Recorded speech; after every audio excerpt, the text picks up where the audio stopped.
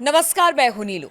तो बिहार में नई सरकार के गठन की प्रक्रिया शुरू हो गई है। सोमवार को बिहार कैबिनेट की बैठक के बाद नीतीश कुमार राजभवन पहुंचे और राज्यपाल आरिफ मोहम्मद खान को विधानसभा भंग करने के लिए पत्र सौंप दिया।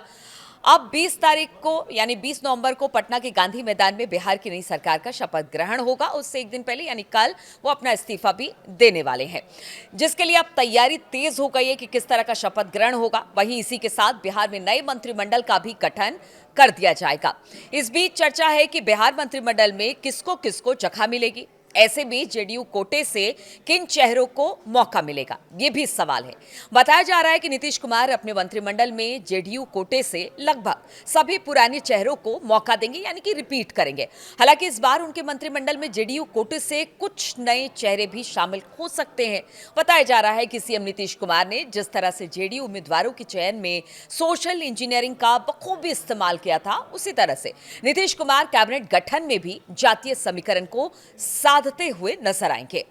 दरअसल नीतीश कुमार सामाजिक समीकरण के लिए जाने जाते हैं। इसकी तस्वीर 2025 में जेडीयू उम्मीदवार की लिस्ट देखने को जिस तरह से मिली थी, यानी कि टिकट का बंटवारा हुआ था, उससे इस बात का अंदाजा लग जाएगा। बिहार चुनाव 2025 में नीतीश कुमार ने तमाम जातीय समीकरण को साध लिया था। अब कुछ ऐसा ही समीकरण अपने मंत्रिमंडल में भी वो दिखा सकते हैं, जो बेहद दिलचस्प होगा। नीतीश कुमार की पार्टी जेडीयू से इस बार 85 विधायक जीत कर आए हैं। ऐसे में जेडीयू कोटे से 13 से 14 विधायक मंत्री बन सकते हैं। नीतीश कुमार के मंत्रिमंडल में जो जातीय समीकरण हो सकता है वो कुछ इस तरह से होगा। वो हम जरा आपको बताते हैं कि क्या मंत्रिमंडल हो सकता है और किस तरह से जातीय समीकरण को, यानी जो सोशल इंजीनियरिंग जिसके लिए नीतीश कुमार जाने जाते हैं, वो देखने को मिल सकता है। तो जेडीयू से इन चेहरों को जगह मिल सकती है। बिहार में नई सरकार के गठन की प्रक्रिया शुरू हो गई और इस बीच एक संभावित सूची भी आ गई है मंत्रियों की जेडीयू की तरफ से। जेडीयू कोटे से विजय चौधरी, विजेंद्र प्रसाद यादव, श्रवण कुमार, अशोक चौधरी, लेशी सिंह, मदन सहनी, जयंत राज और सुनील कुमार फिर से मंत्री बन सकते हैं। वहीं इसके अलावा बताया जा रहा है कि 4 से 5 नए चेहरे को भी मौका जेडीयू की तरफ से मिल सकता है। जेडीयू उम्मीदवारों की लिस्ट में सोशल इंजीनियरिंग साफ देखने को मिली जब वो उम्मीदवारी का लिस्ट तैयार कर रहे थे और टिकट दे रहे थे।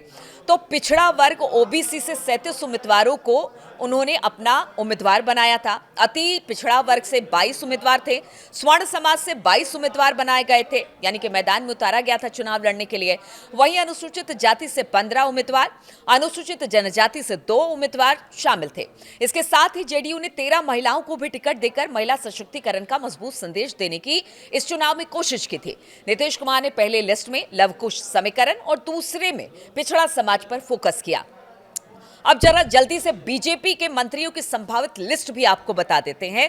जहां तक भाजपा का सवाल है, पार्टी सूत्रों ने बताया कि निवर्तमान मंत्रिमंडल के अधिकांश मंत्रियों को बरकरार रखे जाने की संभावना है। हालांकि पार्टी 3 से 4 नए चेहरे यहां पर लाने पर विचार कर रही है। जिन लोगों को दोहराए जाने की संभावना है उसमें सम्राट चौधरी, प्रेम कुमार, मंगल पांडे, विजय कुमार सिन्हा, नीतीश मिश्रा, रेणु देवी, जिवेश कुमार, नीरज कुमार सिंह, जनक राम, हरी सहनी, केदार प्रसाद गुप्ता, सुरेंद्र मेहता, संतोष कुमार सिंह, सुनील कुमार, मोदी लाल प्रसाद आदि शामिल है।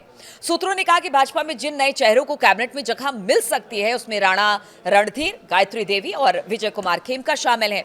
इन पार्टियों से इतने मंत्री होंगे वो भी आपको बता दें, जो गठबंधन दल है वहां से कितने कितने मंत्री होंगे।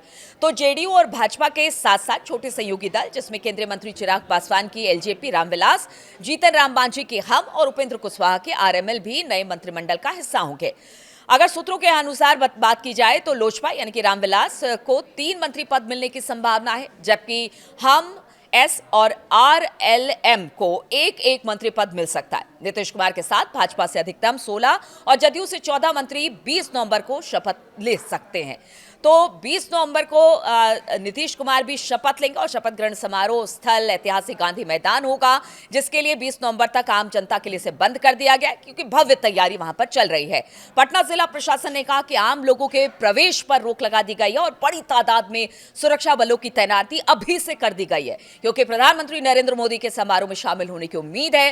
केंद्रीय गृह मंत्री अमित शाह और राजनाथ सिंह और इसके अलावा धर्मेंद्र प्रधान सहित एनडीए के कई वरिष्ठ नेताओं की उपस्थिति भी रहने की संभावना है। तो इस तरह से कुछ एक मोटा मोटी जो सूत्रों के हवाले से खबर मिल रही है, इस तरह से नीतीश का मंत्रिमंडल होगा और एक भव्य तैयारी अब इसे लेकर कर ली गई है।